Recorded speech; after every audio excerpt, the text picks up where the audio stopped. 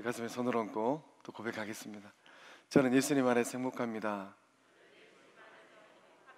저는 기쁩니다. 저는 평안합니다. 저는 건강합니다. 저는 만사형통합니다. 할렐루야. 입술의 고백처럼 이루어질 줄로 믿습니다. 좌우에 있는 분들과 인사할 때 잘 오셨습니다.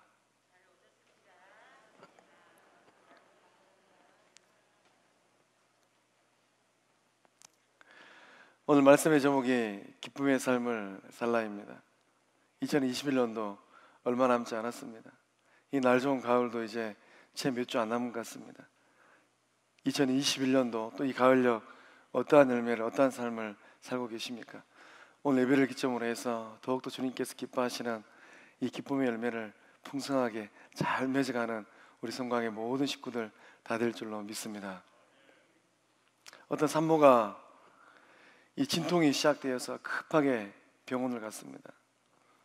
병원을 가서 분만실에서 아기를 낳아야 되는데 이 진통이 얼마나 급했든지 그만 엘리베이터 안에서 아기를 낳아버렸어요. 산모가 너무 창피하고 민망해서 고개를 못 들고 눈물을 뚝뚝 흘리고 있었습니다. 옆에서 이렇게 이제 이 간호하던 간호사 선생님께서 산모를 위로하면서 이런 위로의 말을 했다고 합니다. 너무 울지 마세요. 작년에는요 병원 앞에서 풀밭에서 아기 낳은 엄마도 있었어요. 이렇게 위로 말을 건네니까 이 산모가 더욱더 크게 우는 거예요. 꺽꺽꺽 울면서 이렇게 얘기를 하더랍니다. 그때 그 사람이 바로 접니다. 어머니들께서 참 배 아프면서 하나 놓고 절대 안 놓으리라. 돌 딱 지날 때 가면은 생각이 달라져요. 방긋방긋 웃고 있는 애기 보면은 둘째 가져야 되겠다. 둘째 놓고 나면은 셋째는 절대 안 가져야 되겠다. 또 돌사 무릎쯤 돼서 방긋방긋 웃고 있는 그 애기를 보면은 이제 셋째 가져야 되겠다. 이렇게 하다가 하나가 둘 되고 둘이 셋 되고 셋이 일곱 되더라고요. 우리가 인생길을 걸어가면서 참 인생길이 때로는 쉽지 않습니다. 상고의 고통처럼 인생길이 힘들어요. 그럼에도 불구하고 하나님 주시는 생명의 기쁨이 있고 또 자녀의 기쁨이 있기 때문에 아무리 힘들고 어려운 인생길이라 할지라도 주님이 주시는 그 기쁨 가지고 인생길을 잘 걸어가고 아름다운 생명의 열매를 풍성하게 맺고 있는 우리 성광의 모든 구석들 다 된 줄로 믿습니다. 오늘도 하나님께서 우리 주님께서 우리에게 원하시는 삶은 어떤 삶일까요? 구원받은 주의 백성들이 365일 울고 머리 싸매고 입을 뒤집어 쓰고 가슴 치고 땅 치고 통곡하는 그러한 삶이 아니라 생명의 주인 되신 예수님께서 우리에게 주신 이 복음의 능력으로 기쁜 삶을 살기를 원하는 것 성부 하나님의 뜻인 줄로 믿습니다. 오늘 예배를 기점으로 해서 우리 성광의 모든 구석들은 그 어떤 날보다도 그 어떠한 해보다도 기쁨의 삶을, 기쁨의 열매를 잘 맺는 복된 삶들 될 줄로 믿습니다. 어떻게 하면 그런 기쁨이 가득한 삶을 살아낼 수 있을까요? 우리 본문의 말씀 4절의 말씀을 함께 읽어보겠습니다. 주 안에서 항상 기뻐하라. 내가 다시 말하노니 기뻐하라. 아멘. 기쁨의 열매를 맺는 것은 어떻게 하는 것인가? 바울 사도가 기뻐하라 기뻐하라 두 번 반복하고 있습니다. 기뻐하는 것은 어려운 일이 아니에요. 아주 쉬운 일입니다. 또 기뻐하는 것은 큰 돈이 들어가지도 않습니다. 크고 작은 일들을 통하여서 우리는 일상의 삶 가운데 기뻐합니다. 자녀들이 태어나고 직장에서 승진하고 또 주거 환경이 달라지고 좋지 않았던 건강이 조금씩 호전될 때 우리는 기뻐합니다. 문제는 무엇입니까? 항상 기뻐하는 게 문제예요. 항상 기뻐하는 것은 쉽지가 않습니다. 거의 불가능해요. 우리가 걷는 인생길에는 좋은 일, 기쁜 일만 있는 게 아니에요. 뒤돌아보면 어떻습니까? 슬픈 일도 있고 또 괴로운 일들은 더 많은 것 같아요. 내 인생길은 왜 이리 가시밭길인가? 내 인생길은 왜 이렇게 순탄한 대로가 아닌가? 왜 숨이 이 턱 밑까지 턱턱 차오르는가? 때로는 실패와 좌절에 깊은 늪에 빠지기도 합니다. 그 늪에 빠져가지고 허족거리면서 빼어져 나올 수가 없어요. 때로는 누군가가 내 인생길을 잘 걸어가고 있는데 뒷다리 걸고 걸림돌을 만나서 걸러 넘어지기도 합니다. 이마가 깨지고 무릎이 깨지기도 해요. 또 경제적으로 막대한 손실을 입기도 합니다. 전전긍긍하는 삶을 살 때도 있어요. 한푼이 아쉬울 때도 있습니다. 과거의 실패와 실수는 어떻습니까? 오늘을 살고 있는 우리들의 마음을 짓눌러요. 밤에 잠을 자지 못하고 누워도 뜬 눈이고, 그러한 날들이 하루 이틀이 아닌 거예요. 가족들의 삶에 일어나는 일들은 우리들의 이 얼굴에 먹구름을 끼게 만듭니다. 함께 인생길을 걸었던 아내와 남편이, 또 자녀들이 그 삶의 자리에 편치 않은 일들이 일어납니다. 차라리 내가 대신 아프고 차라리 내가 그 일을 겪었으면 좋겠다, 이런 생각이 절로 들 때도 있어요. 질병의 고통은 어떻습니까? 영혼의 삶을 주춤하게 만들어요. 질병의 고통은 우리를 깊은 수렁으로 빠지게 만들기도 합니다. 아, 이제 내 인생이 여기서 끝나겠구나. 이런 삶의 자리에서 항상 기뻐하라. 여기서 왠지 거리가 좀 멀게 느껴집니다. 내 삶과는 전혀 상관이 없는 딴 나라 말처럼 들려요. 다른 사람들의 삶에는 항상 기뻐하는 그러한 삶의 모습이 있다 할지라도 내 삶과는 거리가 멀겠지. 바울의 삶을 들여다보면 어떻습니까? 더더욱 이해가 되지 않아요. 바울이 지금 로마 감옥에 갇혀 있습니다. 감옥에 갇혀 있는 바울은 기뻐할 일이 전혀 없는 것 같습니다. 답답함이 그지없어요. 앞으로 내일의 일을 생각하면 불투명합니다. 좀 뭐가 보여야 되는데 보이지가 않는 거예요. 그런 상황에서 바울은 기뻐하라, 더 나아가서 항상 기뻐하라라고 고백하고 있습니다. 항상 기뻐하는 삶이 되는 그 비결은 무엇일까요? 항상 기뻐하는 삶은 주 안에 있는 삶인 줄로 믿습니다. 주 안에 있을 때 구원받은 주의 백성들이 받아 누리는 영적 유익함이 무엇입니까? 기쁨이에요. 기쁨은 물질적인 것, 외부적인 환경과 아무런 상관이 없습니다. 기쁨은 물질이 많고 적음에 달려있지 않다라는 거예요. 물질이 많다고 해서 더 큰 기쁨을 누리고 더 오랫동안 누리고, 물질이 없다고 해서 그 기쁨의 양이 작아지고 그렇지 않는다라는 거예요. 기쁨은 환경으로 결정되지 않습니다. 기쁨은 우리 내면의 상태와 비례합니다. 오늘 예배 자리에 나오신 우리 성공학의 식구들은 그 내면이 어떤 상태입니까? 대궐 같은 집에 살고 있어요. 그런데 비참한 삶을 살고 있는 사람들이 아주 많이 있습니다. 영적인 기쁨도 마음의 평강도 다 깨트려버리고 그러한 삶을 살고 있는 사람들 한둘이 아니에요. 물질적으로는 가난합니다. 그렇지만 그 삶도 그 마음속에 온전한 기쁨으로 차고 넘치는 사람들이 있어요. 성곽의 모든 권속들은 대궐에 살아도 물질적으로 가난해도 성부 하나님께 주시는 기쁨으로 차고 넘치는 삶을 다 살고 있는 줄로 믿습니다. 주 안에서 누리는 이 영혼의 은총이 또 무엇입니까? 주 안에서 우리 죄와 사망의 법이 완전히 깨지는 거예요. 그러니까 중요한 것은 무엇입니까? 내가 예수님 안에 있는가, 예수님 밖에 있는가 하는 거예요. 복된 주일이 되어서 꽃단장하고 예배당에 딱 나오면은 예수님 생각하고 하늘 영광 생각합니다. 그럼 마음의 평강이 임해요. 예배 드리고 다 교회 문턱을 넘어가면 어떻습니까? 세상사가 너무 바빠가지고 주님 안에 있어야 되는데 주님은 성광교 예배당에 잠시만 계십시오, 다음 주에 와서 뵙겠습니다 하고 인생길을 걸어가니 그 마음의 평강이 임하겠습니까? 세상은 죄와 사망의 권세가 꽉 잡고 있어요. 우리의 삶에 죄의 유혹이 얼마나 가까이 있습니까? 우리가 예수님 안에 있지 않으냐면 이 죄의 법도 사망의 법을 깨트려낼 수가 없습니다. 그래서 바울 사도는 로마서 8장 1절과 2절의 말씀을 통하여서 놀라운 고백을 하고 있어요. 우리 함께 읽어보겠습니다. 그러므로 이제 그리스도 예수 안에 있는 자에게는 결코 정죄함이 없나니 이는 그리스도 예수 안에 있는 생명의 성령의 법이 죄와 사망의 법에서 너를 해방하였음이라. 아멘. 그리스도 예수 안에 있는 자, 그리스도 예수 안에 있을 때 우리에게 주어지는 은혜가 무엇입니까? 예수님 안에 있을 때 정죄함이 없는 줄로 믿습니다. 예수님 안에 있으면은 과거에 내 삶에 지었던 하나님께서 기뻐하지 않았던 삶의 모습들, 그것을 성부 하나님께서 깨끗하게 지워주시는 거예요. 더 이상 사단의 권세가 들춰낼 수 없는 영적 자유함을 우리에게 주시는 겁니다. 그래서 바울 사도의 고백처럼 예수 안에 있을 때 성령의 능력을 덧입게 되는 거예요.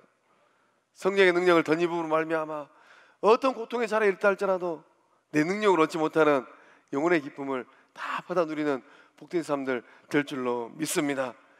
좌절과 절망을 끝내는 건 누구의 능력입니까? 이건 내 능력으로 잘 안 돼요. 과거에 엎질러져 져버렸던 물들, 그걸 어떻게 다시 주워 담을 수 있겠습니까? 그러나 성령께서 성령의 능력으로 우리 가운데 임재하실 때 예수 안에서 과거에 흥크러졌던 모든 삶들도 다시금 정리하고 새롭게 하는 은혜가 임할 줄로 믿습니다. 예수 안에는 참된 자유가 있어요. 바울은 감옥에 갇혀 있습니다. 그런데 영적 자유를 누리고 있으니까 그 마음이 기쁨이 임하고 있는 것입니다. 아무리 두 발로 마음껏 걸어 다녀도 그 인생과 그 마음이 감옥 속에 갇혀 있는 사람들이 있어요. 이러지도 못하고 저러지도 못하고 예수님 안에서 참된 영적 자유를 다 누리고 있는 줄로 믿습니다. 로마 감옥에 갇혀 있는 이 바울이 기뻐하고 있는 이유는 무엇입니까? 감옥에 비록 갇혀 있는 신세입니다. 세상적인 눈으로 보면 기뻐할 거리가 단 하나도 없는 것 같습니다. 오히려 세상적인 잣대로 보면은 인생 끝났다, 그런 절망의 이 평가를 받을 수밖에 없는 삶의 자리예요. 그런데 바울은 오히려 기뻐한다고 합니다. 그 영혼 안에 우리 주님께 주시는 영적 자유와 기쁨이 있기 때문인 줄로 믿습니다. 영생을 향한 소망을 가지고 바울의 인생길을 걷고 있기 때문에 아무리 상황이 힘들다 할지라도 기뻐하고 있는 그런 복된 삶이 된 줄로 믿습니다. 러시아가 낳은 세계적인 작가가 있습니다. 톨스토이입니다.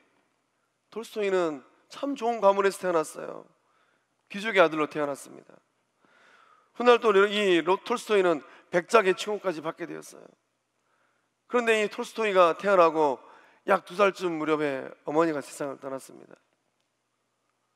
이 어린 이 유아가 어머니를 잃어버렸으니 그래서 어떻게 말로 다 표현할 수 있겠어요? 또 7년 뒤 9살 무렵에 아버지도 세상을 떠났습니다. 유년기 때 부모 없는 이 외기러기처럼 홀로 그런 인생길을 또 걸어가게 되었어요. 그러니 그 성장기 때 그 마음과 슬픔과 아픔을 어떻게 다 말로 표현할 수 있겠습니까? 청년기 때 이런저런 실패를 맛보고 군대에 입대했습니다. 군대에 입대하고 또 이제 이 전쟁터를 또 참전하게 되었어요. 죽음의 고비를 겨우겨우 이겨내고 이 청년 톨스토이가 자신의 전쟁 경험을 바탕으로 글을 쓰기 시작했습니다. 전쟁과 평화라는 책을 쓰기 시작했어요. 이 책을 쓰고 나서 톨스토이 인생이 완전히 달라지기 시작합니다. 이름 없었던 삶에서 세계적인 작가로 베스트셀러 작가가 되어버렸어요. 또 이 전쟁과 평화가 얼마나 많이 팔렸든지 부귀와 명예를 함께 지게 되었습니다. 이런 성공길을 걸어가면서 톨스토이는 젊은 시절에 많은 죄를 범하고 또 절망 가운데 빠져들었어요. 모태신앙으로 태어났지만은 신앙이 없고 믿음이 없어요. 구원의 확신도 없습니다. 그러니 이 교인으로서의 삶을 살지만은 이런저런 죄를 지으면서 그 영혼의 삶에 기쁨이 없게 된 것입니다. 향락에 빠지고 술을 즐기고 쾌락에 빠져들어갔어요. 세상적인 것, 육체적인 것, 육적인 것 누리면 누릴수록 영혼의 기쁨도 없고 마음의 기쁨도 없는 겁니다. 중년이 되었을 때 톨스토이가 인생의 중요한 사실 하나 깨닫게 됩니다. 자기처럼 향락에 빠져있는 그 시대에 잘 사는 사람들, 귀족들의 삶이 어떠할까? 이렇게 들여다보니까 그 귀족들의 삶도 마음에 기쁨이 없고 행복하지 않는 삶을 살고 있구나, 그것을 깨닫게 되었어요. 행복과 기쁨은 어디에 있을까? 누가 행복한 삶을 살고 있고 누가 마음의 기쁨을 누리며 인생을 살고 있을까? 이게 톨스토이의 질문이 되었다고 합니다. 톨스토이의 눈길 가는 사람들이 있었다고 합니다. 톨스토이의 눈으로 보면은 하루 인생들이에요. 가난하고 보잘것 없고 가진 것 없어서 겨우겨우 하루하루를 살아가는 사람들, 사회적으로 보면 멸시와 천대를 받고 사는 사람들, 그런데 그러한 사람들을 이렇게 얼굴을 가만히 들여다보니까 얼굴에 웃음이 가득하고 기쁨이 충만합니다. 저 사람들은 무엇 때문에 저렇게 가진 것도 없고 환경도 좋지 않은데 얼굴이 환하고 기쁨이 가득할까? 그 마음이 행복으로 가득 차 있을까? 이런 의구심이 들었다고 합니다. 그래서 그들의 삶을 이렇게 살펴봤다고 합니다. 그들은 누구였을까요? 얼굴에 환한 미소를 갖고 있었던 사람들, 마음에 행복감이 차고 넘쳤던 그들은 누구였을까요? 비록 세상적으로는 내세울 게 없고 가진 게 없었던 그들은 예수님을 진실로 만난 그리스도인들이었습니다. 생명의 주인 되신 하나님께서, 우리 주님께서 주시는 그 기쁨은 환경을 초월하는 영혼의 기쁨인 줄로 믿습니다. 이들을 만나고 나서 톨스토이가 믿음의 눈을 뜨기 시작했습니다. 예수님을 인격적으로 만나게 되었어요. 톨스토이의 인생이 완전히 달라지게 되었습니다. 이전의 삶이 향락과 쾌락의 삶이었다면 예수님을 인격적으로 만나고 나서부터는 영적인 기쁨의 삶을 살기 시작한 겁니다.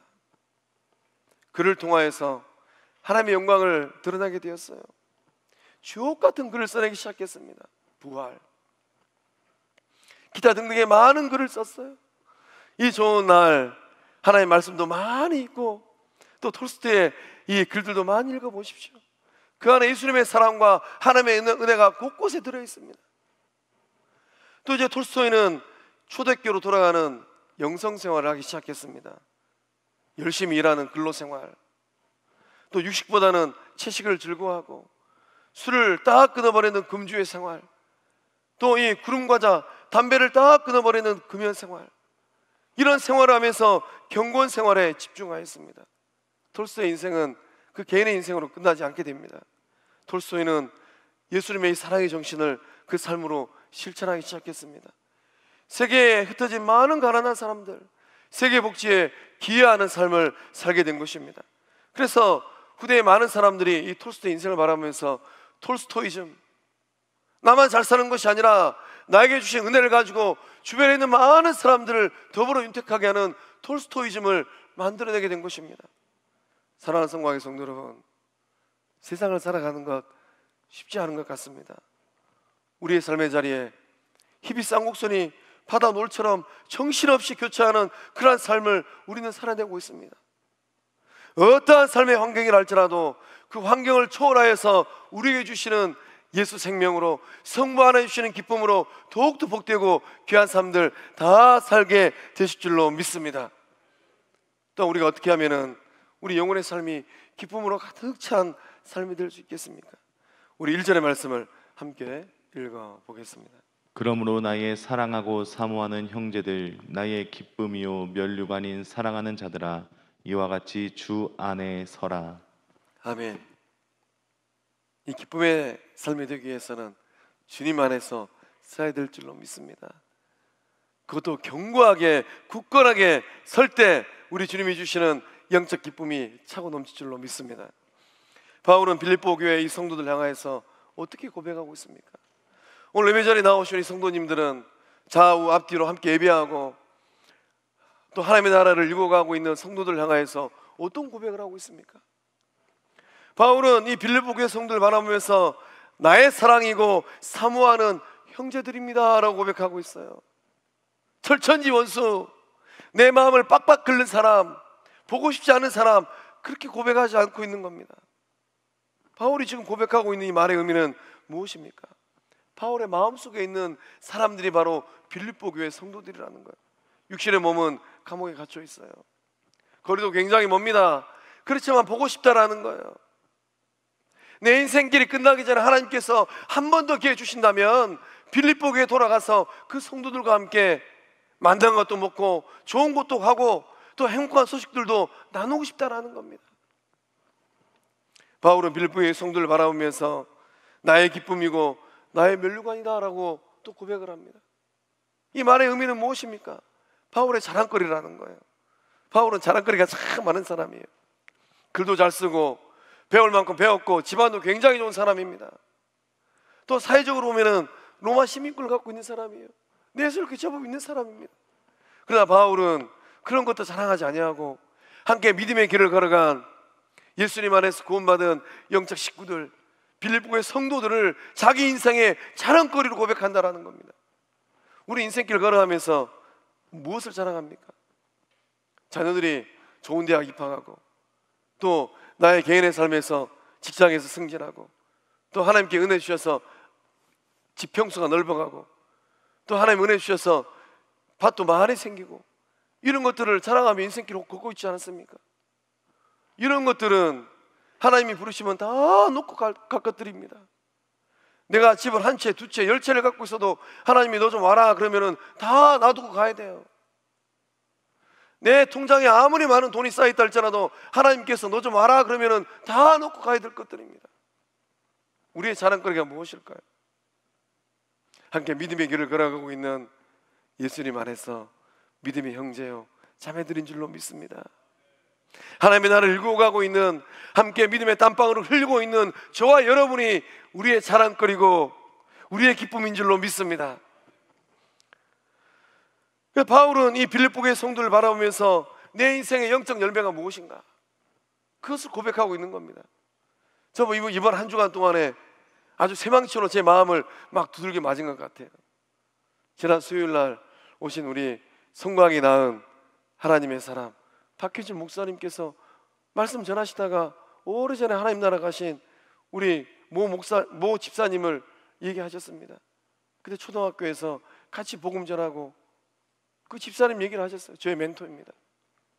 장로님들과 함께 저 군산에 가서 교회 탐방하고 있는데, 그 교회 이 선임 목사님, 선임 부목사님, 저와 우리 장로님들 교회를 이렇게 인도하시면서 2시간 동안 막 열변을 통하다가, 우리 여수 출신이에요. 초등학교 시절 저 다리가 좀 불편해서 사탕봉지 들고 다니셨던 그 집사님을 잊을 수가 없습니다. 그 집사님이 주신 사탕 먹고 제가 이렇게 자랐습니다. 우리 성광의 영적 열매가 바로 그러한 열매인 줄로 믿습니다. 성광의 모든 권속들이 주님 앞에 가가지고 자랑할 게 무엇이겠습니까? 주님의 사랑으로 먹이고 입히고 내 마음 가운데 품은 그 영혼들이 우리의 면류관이고 우리의 자랑이 될 줄로 믿습니다.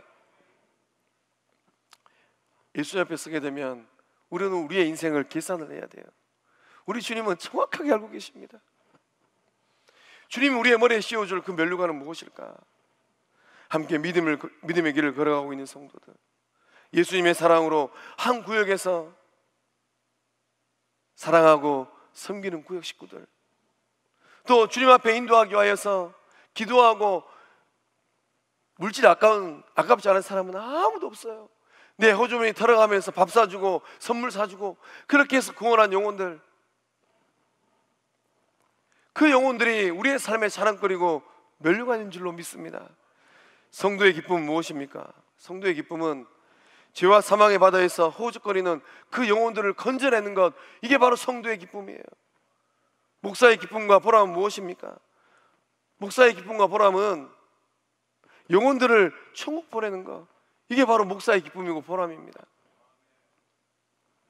저는 저희 교회를 섬기면서 어르신들 바라볼 때, 주님께서 어르신들 잘 섬겨서 이 땅의 삶을 정리하고 천국으로 잘 보내라고 우리 주님이 나를 그 어르신들 만나게 하시는가 보구나.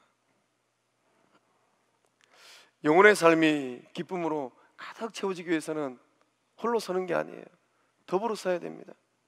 나 혼자 독불장군처럼 서서는 이 영혼의 삶의 기쁨을 충만하게 누릴 수가 없습니다. 빌립보 성도들 향하여서 바울은 주 안에 서라라고 얘기하고 있습니다. 바울이 그렇게 권면하고 있는 이유가 무엇입니까? 우리가 믿음의 길을 걸어가면서 주님 안에서 종종 넘어질 때가 있습니다. 교회 생활하다 보면 우리의 마음을 실족해 하는 일들이 종종 발생을 합니다. 때로는 섭섭한 마음이 들게 돼요. 하무개가 어떻게 그런 말을 그렇게 할 수 있단 말인가. 또 때로는 눈에 보이지 않는 미묘한 긴장감이 팽팽하게 생기기도 합니다. 자칫하면 떨어진 접시 깨지듯 와장창 깨질 듯한 긴장감이 돌기도 해요. 또 때로는 갈등 관계가 되기도 합니다. 이런 상황에 놓이다 보면은 내 의지와 상관없이 때로는 넘어지기도 해요. 복등교회는 어떤 교회일까요? 우리 주님께서 기쁘게 보시는 영적 공동체는 어떤 공동체일까요? 넘어지게 하는 공동체가 아니라 세워주는 공동체인 줄로 믿습니다. 우리 성광교회는 서로의 삶을 붙들어주고 넘어지게 하는 관계가 아니라 끌어주고 당겨줘서 세워주는 아름다운 생명 공동체인 줄로 믿습니다. 마음으로 세워주고 사랑으로 세워주고 말로 세워주는 생명 공동체가 우리 성광교회인 줄로 믿습니다. 그러나 은혜가 없는 교회들, 하나님께서 쓰지 않는 교회들은 어떤 교회입니까? 서로 깎아내려요. 세워주는 삶을 살아야 되는데 틈만 보이면은 그저 어떻게 좀 걸까? 이런 교회들은 하나님께서 쓰지를 않으세요. 마음으로 깎아내리고 사랑을 주라고 했는데 미움을 주고, 또 말로 세워주라고 했는데 말로 세워주기는 그런 그 속을 빡빡 긁는 교회들은 하나님의 은혜가 임할 수가 없는 겁니다. 오늘 예배 자리에 나오신 우리 성광의 모든 권속들은 세워주고 채워주고 아름답게 하는 말을 주고받는 복된 관계들인 줄로 믿습니다. 주 안에서 더불어 함께 서야 되는 이유가 무엇일까요? 넘어지지 않도록 하기 위해서는 서로가 서로를 붙들어 줘야 되는 이유가 무엇입니까? 우리의 시민권이 천국에 있기 때문이에요. 바울은 로마 시민권자입니다. 오늘 우리로 하면은 미국 시민권을 갖고 있는 거예요. 우리 가운데 미국 시민권 갖고 있는 분 몇 분이나 계실까요?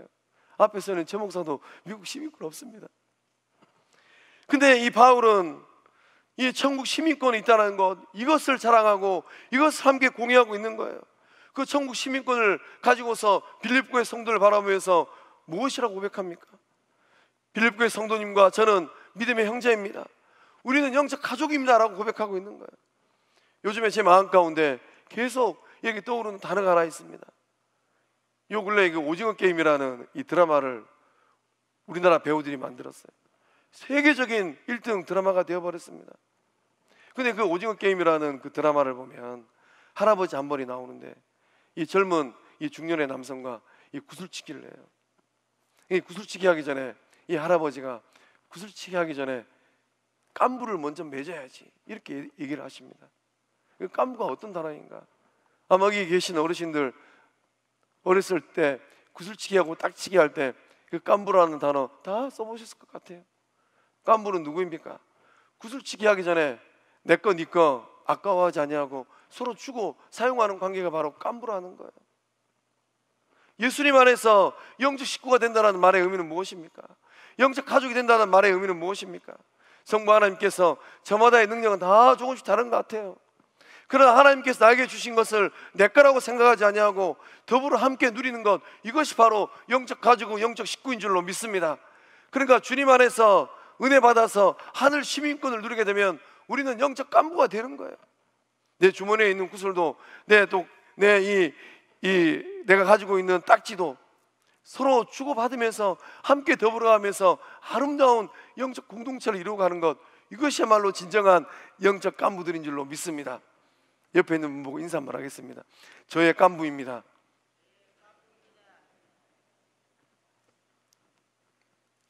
오늘 이 시간부로 나에게 주신 것 아까워하지 아니하고 함께 더불어 나누어 누리는 복된 생명 공동체 될 줄로 믿습니다.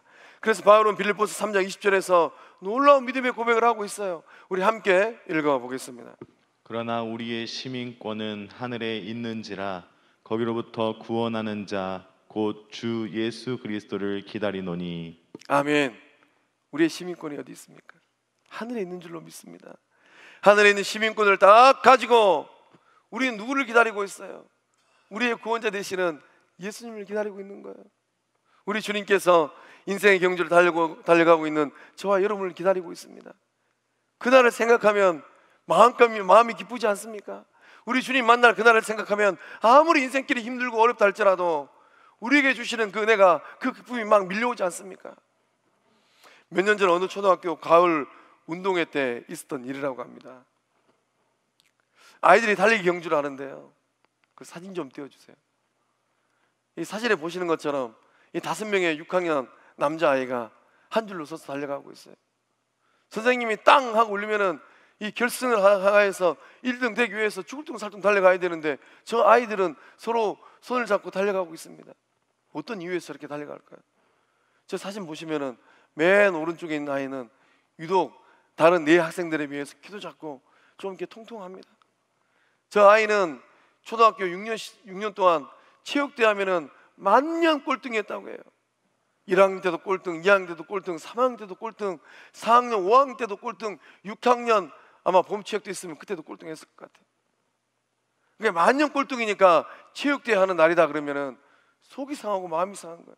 그래서 가을 체육도 열려지는 그날 어머니에게 이 학생이 엄마 저 오늘 학교 가기 싫어요. 울고불고 난리가 났답니다. 어머니께서 얼리고 달래가지고 학교로 보냈어요. 반 친구 아이들이 이 만년 꼴찌의 그 속을 알고 있었어요.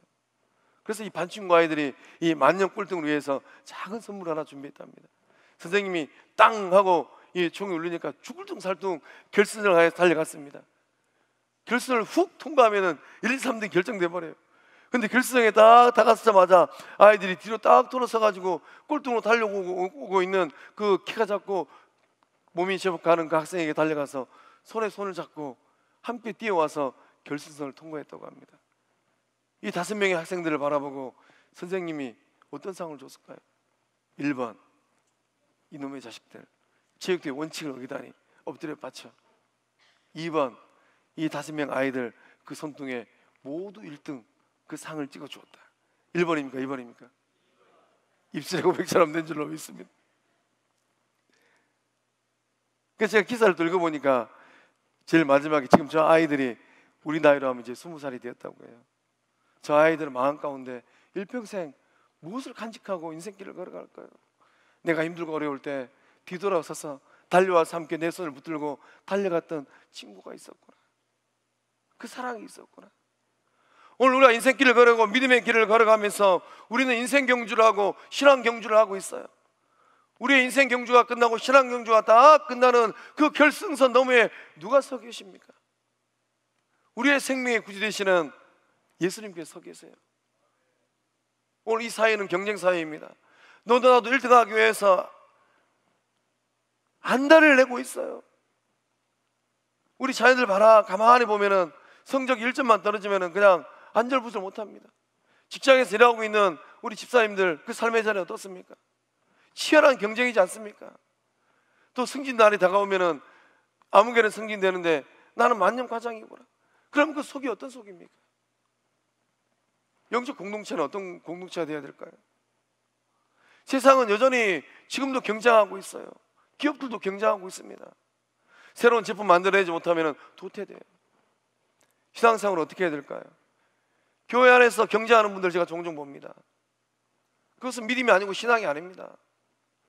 우리 몸에는 많은 세포들이 있는데 세포들이 경쟁하는 거 봤습니까? 눈에 있는 세포가 발바닥에 있는 세포하고 경쟁하는 거 본 적 있습니까? 그래서 세포들이 경쟁하면 병 걸리는 거예요. 성곽의 모든 권속들은 저마다의 인생길을 열심히 달려가지만은 때로 누군가가 뒤쳐져서 나무를 고통과 아픔을 안고 있다면 뒤돌아서서 달려가서 함께 손을 잡고 믿음의 길을 걸어가고 인생 경주라는 주의 권속들 다 된 줄로 믿습니다. 그래서 나를 희생하고 타인의 아픔을 내 아픔으로 껴안아서 함께 달려갈 때 우리의 인생 경주 결승전을 다 지나고 나서 우리 주님께서 우리 모두에게 1등상 주시는 그 은혜가 저와 여러분에게 임할 줄로 믿습니다. 마지막으로 우리 영혼의 삶이 이 기쁨의 열매로 가득하기 위해서는 어떠한 삶을 또 살아야 되겠습니까? 우리 6절의 말씀을 함께 읽어보겠습니다.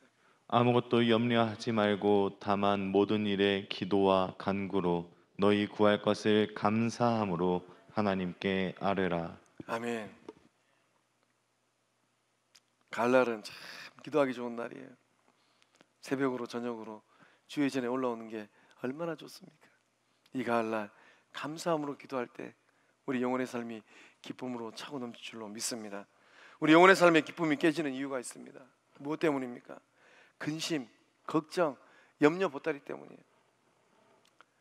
내일의 삶이 불투명하게 보이기 때문입니다. 이것이 잘 될지 잘 안 될지 가늠할 수가 없기 때문이에요. 예측하지 못했던 일들이 내 삶의 곳곳에서 발생하기 때문입니다. 때로는 앞에는 홍해고 뒤에는 애국 군대가 추격해오는 진퇴양난의 상황에 빠질 때도 있기 때문입니다.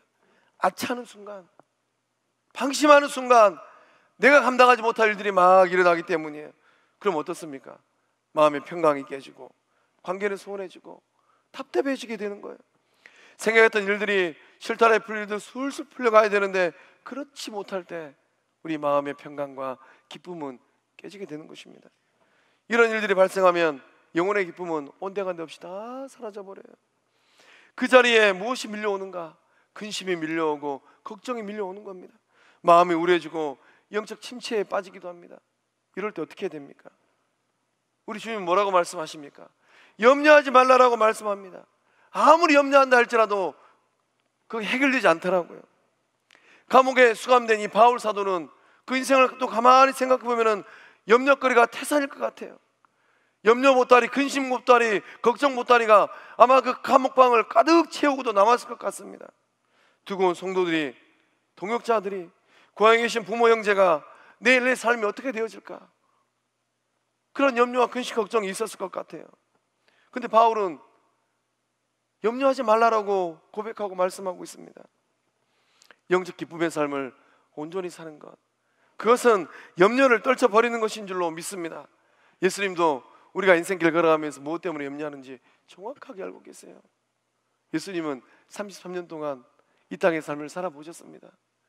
인간 존재가 무엇 때문에 전전긍긍하는지, 무엇 때문에 가슴 아파하는지, 무엇 때문에 소갈이 하는지 우리 주님은 정확하게 알고 계십니다. 그래서 우리 주님께서 마태복음 6장 25절의 말씀을 통하여서 뭐라고 말씀하십니까? 함께 읽어보겠습니다. 그러므로 내가 너희에게 이르노니 목숨을 위하여 무엇을 먹을까, 무엇을 마실까, 몸을 위하여 무엇을 입을까 염려하지 말라. 목숨이 음식보다 중하지 아니하며 몸이 의복보다 중하지 아니하냐. 아멘. 우리 주님은 먹는 것, 마시는 것, 입는 것, 그 고통을 잘 알고 계십니다. 아버지는 일찍 돌아가시고 어머니 마리아와 동생들은 딸려 있습니다. 우리 주님은 어떤 인생길을 걸었을까요? 어떤 날은 땔거리가 없어가지고 우리 주님 속 좀 알았을 것 같아요. 맞이로서 감당해야 될 삶의 무게도 있었을 것 같습니다. 우리 주님이 그것을 잘 알고 계십니다. 먹고 사는 문제, 의식주의 문제로 염려하지 말라라고 말씀하십니다. 무엇 때문입니까? 하늘 아버지께서 우리의 마음의 고통과 아픔과 염려를 정확하게 알고 계시기 때문인 줄로 믿습니다. 전능하신 하나님께서 우리의 삶에 이 고통의 문제를 해결하기 위하여서 이미 준비해 놓았기 때문인 줄로 믿습니다. 하늘 아버지는 채워주시는 사랑의 아버지이기 때문인 줄로 믿습니다. 염려를 한다고 해서 키가 한 자나 더 자라지 않습니다. 우리가 염려하고 있는 것, 태반은 다 쓸데없는 거예요. 절대 일어나지 않는 일들을 가지고 우리는 염려하고 생각을 합니다. 염려가 많으면 많을수록 우리 영혼의 삶의 자리에 기쁨의 자리가 사라지는 거예요. 앞에서 있는 저 목사도 70년대 우리 성공학교를 섬기면서 여러분에게 말은 하지 않지만은 제 마음속에는 크고 작은 많은 보따리들이 있어요. 그 새벽마다 그 보따리 십자가 앞에 다 풀어 제낍니다. 주님, 이건 어떻게 해야 됩니까? 어제 12시에 이 고흥에 있는 양학교에서 리모델링 완공 후 감사 예배를 드리게 됐습니다. 참 2주 동안 우리 장로님들, 권사님들, 집사님들, 성도님들 참 쓸고 닦고 이 코치느라고 고생들 하셨습니다. 이 감사 예배를 드리는데 사모님께서 이 우리 교우들에게 인사 말씀 하시라 그러니까 놀라운 간증을 하시더라고요. 이 양학교회가 77년도에 세워졌는데 이 목사님과 사모님이 이 교회를 섬기면서 이 교회가 경매로 넘어갈 위기에 직면했답니다. 7천만 원 돈이 없어가지고 그 교회가 이제는 팔리기 직전까지 간 거예요. 그래서 사모님께서 교회사에 사셨답니다. 하나님 이 일 어떻게 해야 됩니까? 기도하고 기도하는데 하루는 성령 하나님께서 그렇게 말씀하시더래요. 너의 기도가 내게 상달되었다. 목사님께 얘기해서 노예하고 시찰에 얘기하라. 그래서 노예와 시찰을 통하여서 7천만 원의 돈을 해결하신 줄로 믿습니다. 또 이제 오래된 교회를 바라보면서 사모님이 3년 6개월 동안 기도하시는데 뭐라고 기도하셨는가? 하나님, 우리 교회 서울에 돈 많은 장로님들 많이 계시니까 그분들 좀 보내가지고 이 낡고 오래된 교회 좀 보수 좀 해주세요. 밤을 지새면서 3년 6개월 동안 찬바람 맞아가면서 기도하셨답니다. 하나님께서 우리 성화 영적 공동체를 통하여서 또 크고 작은 손길들을 통하여서 그 기도에 응답하신 줄로 믿습니다. 사랑하는 성화의 성도 여러분, 이 날 좋은 가을날 어떤 염려와 근심, 걱정거리를 안고 있습니까? 아무것도 염려하지 말고 감사함으로 기도할 때 들으시고 응답하시는 하나님 만날 줄로 믿습니다. 그 하나님 만남으로 말미암아 세상에서 얻지 못할 영혼의 기쁨을 마음 가득히, 삶 가득히 안는 복된 삶들 다 될 줄로 믿습니다. 기도하시겠습니다. 은혜의 하나님, 어떠한 상황과 환경 속에서 있다 할지라도 붙들어 주시고 함께 하심에 감사드립니다. 열매 맺으라 말씀하셨사오니 기쁨의 열매를 풍성히 맺는 우리 모두 되게 하여 주시옵소서. 주 안에서, 예수님 안에서 생명이 있고 참된 자유와 영적 기쁨이 있는 복된 삶들 다 되게 하여 주시옵소서. 주 안에 살아라고 말씀하셨사오니 실패와 좌절과 아픔의 자리에서 일어서는 삶들 되게 하여 주시옵소서. 함께 더불어 믿음의 길을 걸어가는 삶들 되게 하여 주시옵소서. 더불어 걸어갈 때 모두 1등상 주시는 예수님 만나게 하여 주시옵소서. 염려하지 말라라고 말씀하였사오니 감사함으로 기도할 때 이루어지는 역사들 임하게 하여 주시옵소서. 성광의 모든 영적 식구들의 삶에 하늘 기쁨으로 채워주는 역사함들 임하게 하여 주시옵소서. 역사하심을 믿사옵고 생명의 주권자 되시는 예수님의 이름으로 기도하옵나이다. 아멘.